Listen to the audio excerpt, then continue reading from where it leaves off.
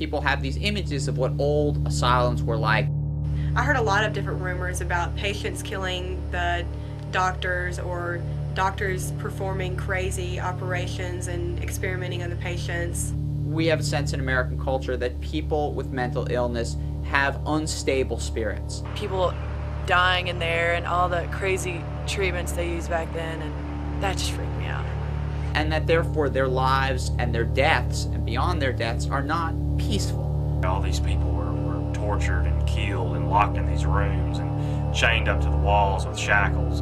And therefore, if you are inclined to believe in ghosts, if you're going to believe that ghosts are somehow restless spirits, where better to find them than in a mental health institution?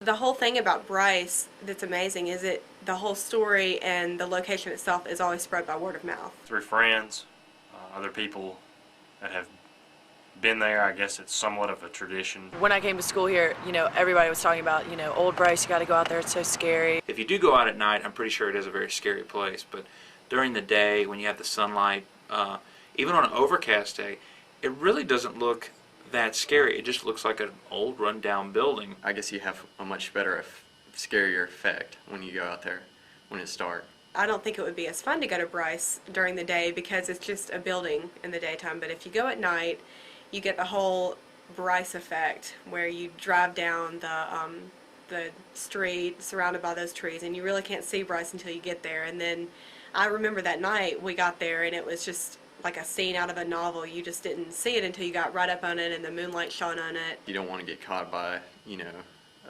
the people that work at the building next to it, so you want to go under the cover of darkness. It's a lot more intimidating at night than I'm sure it would be during the day, so to add to the effect we had to go at night.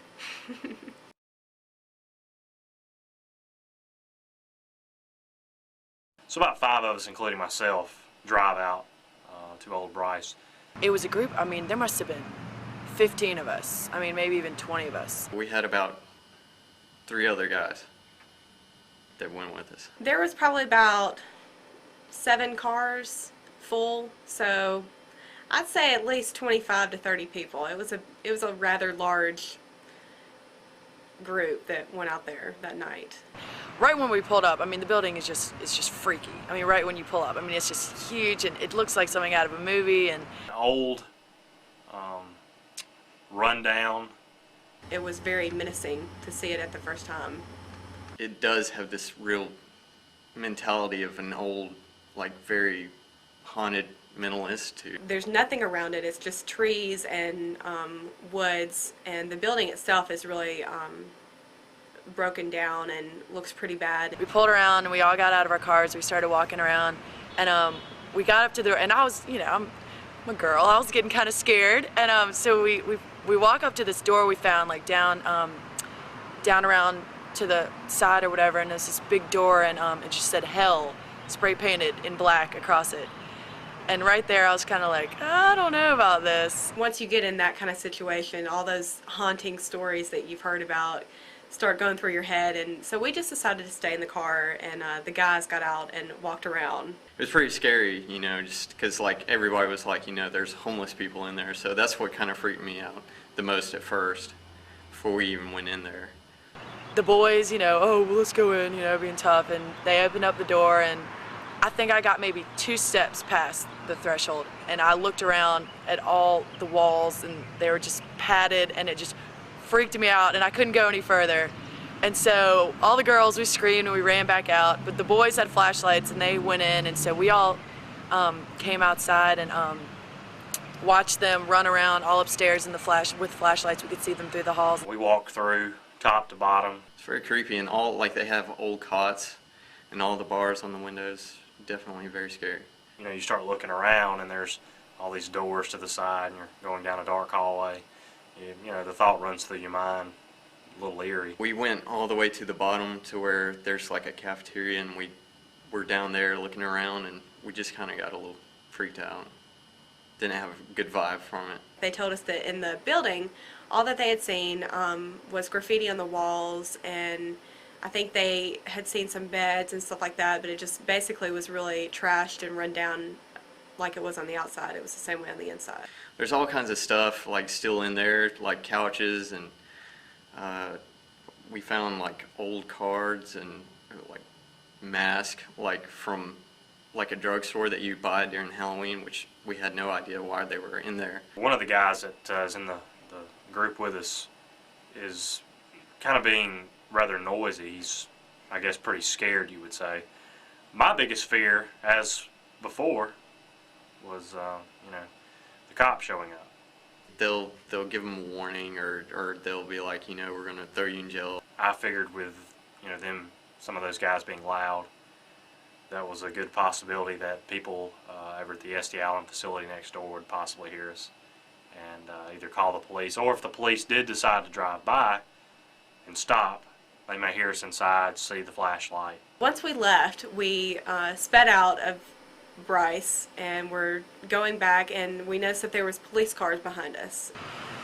Then the police came, and the boys were still upstairs on the 3rd floor running around, and the police came and, rounded us all up. They stopped 1 or 2 of the cars in front, and the rest of us kind of sped on past. One officer went inside to get the boys, and then the other 2 said that they weren't going to go in there. I really don't know what we were thinking, taking, that many cars with that many people out on a weekend where surely the cops knew that there was going to be some craziness going on with the students. One officer went up there, and then they all came down, and they said, you're trespassing. I didn't actually get to talk to the police officers, but I know some of my friends did.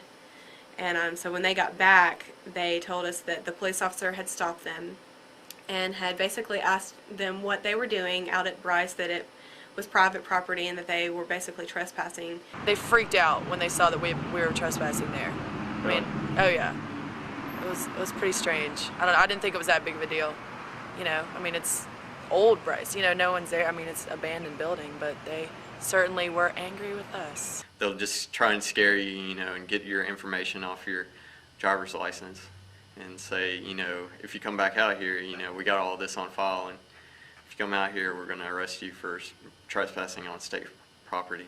I think they kind of dismissed it as kids being kids, and they let them go, but they gave them a strict warning to not do that again because it was against the law.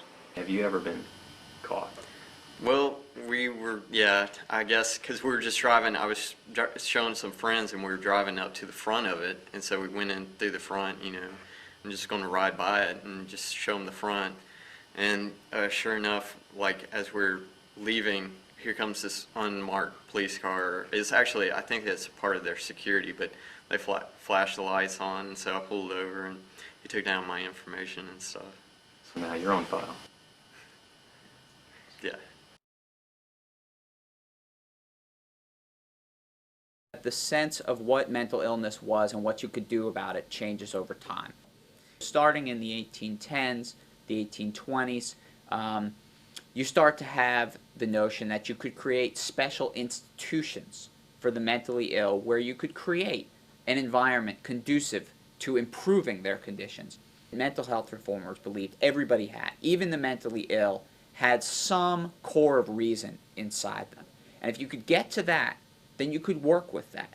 You could create an environment in which people could overcome their mental illness and become these productive members of society. When the hospital was first established, Dr. Peter Bryce, who was the first superintendent, set up a treatment program that we used to describe as moral therapy. Under the guise of moral treatment, all kinds of restraints were tossed out the window. There was the belief that you didn't need to tie people up, you didn't need to shackle them. What you needed to do was to be patient, you needed to show some kindness. Using a lot of tender, loving care, a lot of concern, a lot of individual contact, and getting them involved, keeping them moving, let them do the activities. Activities like reading, being read to, listening to lectures. If you came to the hospital from a farm, giving you some farming activities. If you came from the hospital from working in a blacksmith shop, let you work in a blacksmith shop. And the idea was that you could get at the sort of rational core of people. And once you did that, then you could teach them lessons about piety and about self-discipline and hard work. But it was sort of a get behind the patient, support him, improve his functioning that way. And Bryce actually was doing this around 1865 when it was opened up.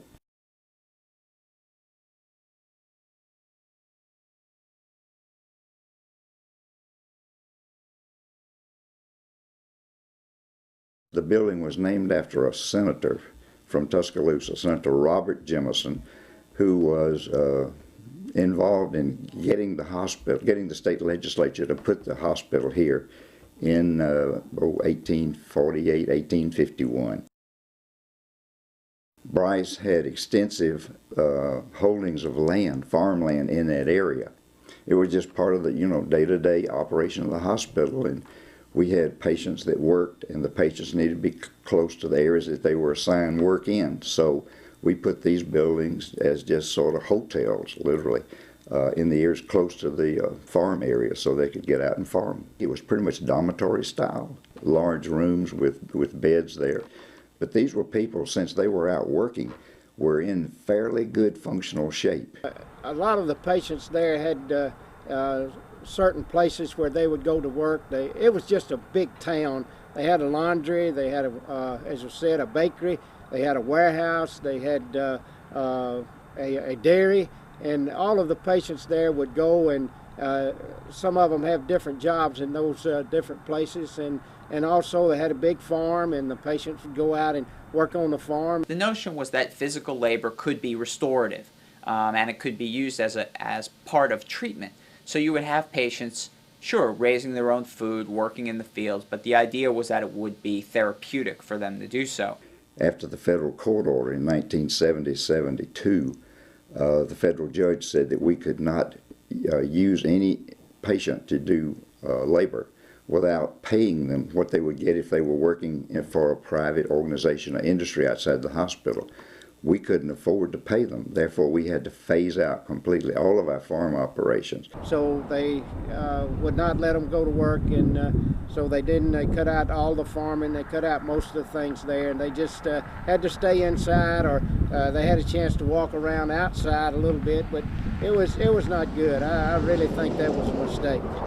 All these patients had to be moved back into the hospital, put into secure, locked areas, and they didn't have the occupational therapy, they didn't have the activities, and they were very much upset about that.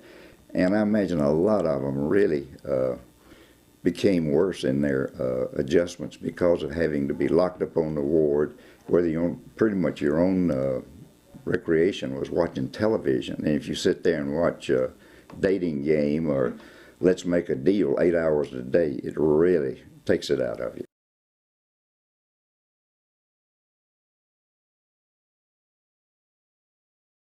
It was just part of the, day-to-day operation of the hospital. And the building really has no significance as far as Alabama history or as far as the treatment programs of Bryce Hospital.